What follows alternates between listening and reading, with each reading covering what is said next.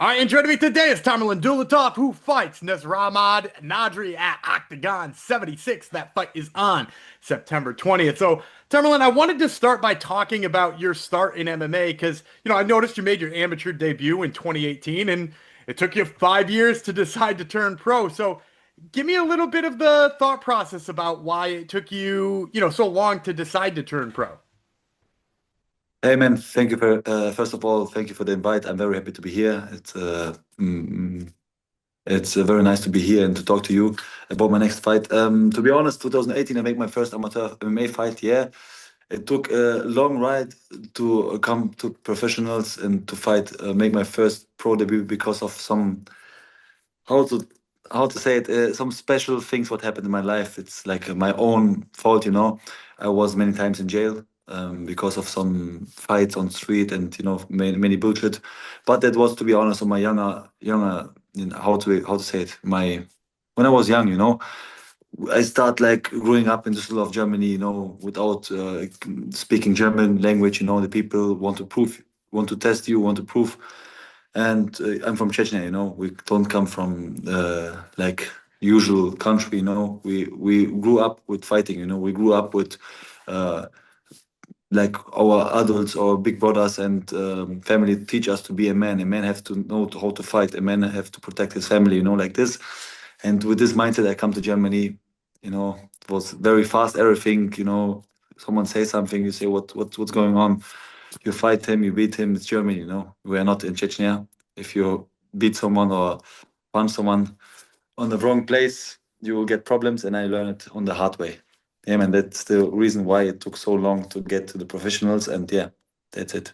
And so then what has it been like for you in terms of like, representing Germany now, being that you did have kind of like a tough start in the country and issues with, sort of getting used to the culture, but now you sort of proudly fly the German flag and you fight at all these German events and people are cheering your name. Like, what is that like for you just, a couple short years later?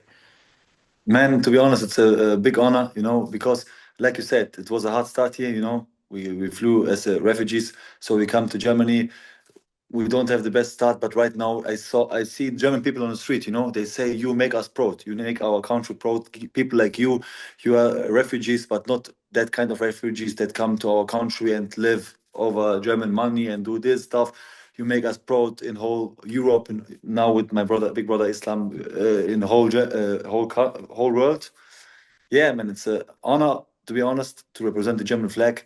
It's still hard for us because we don't have the German passport, but I'm sure that one day Germany will see what we do for this country and give us the opportunity to fight for the German flag under the German passport. I like that. That's a good dream to have there. Now, I want to ask too about, just in general coming over with your brother, because obviously, your brother's in the UFC now, doing very well over there. And he's, it's a big part of having your family in training too. I know it's a whole family event there. So what has it been like, being that you're starting the sport? It's not really on your own or not really testing the waters. It's really a family effort. Yeah, man, to be honest, it's like I said, we grew up as fighters, My father teach us to fight always. Sport is for us like in our country, football wasn't a sport. Soccer playing isn't not a sport.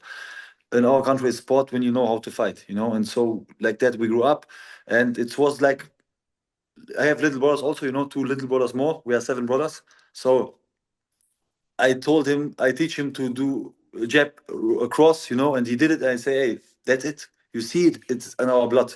It's not just a sport.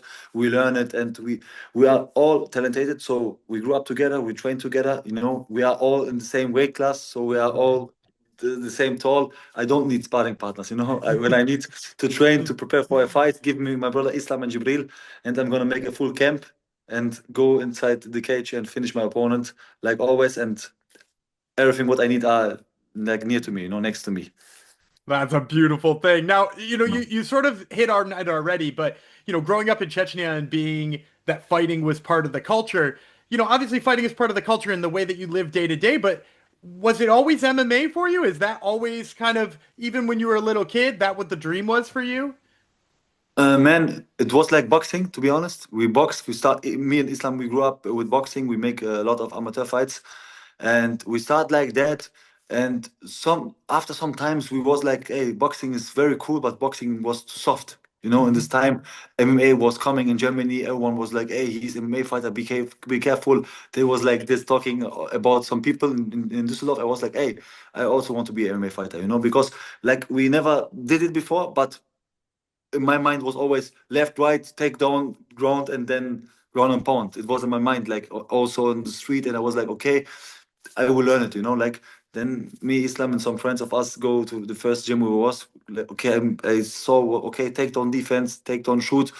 Like after some weeks, we was like, okay, MMA is the new shit, man. We need to change our way, from boxing going to MMA. But to answer your question, everything what we do. If I would be a tennis player, I would my dream would be to be the best, or to compare, to go to the competition with the best of them. So in our family, it's like, hey, when I do something, I have to be a part of the best guys in this sport.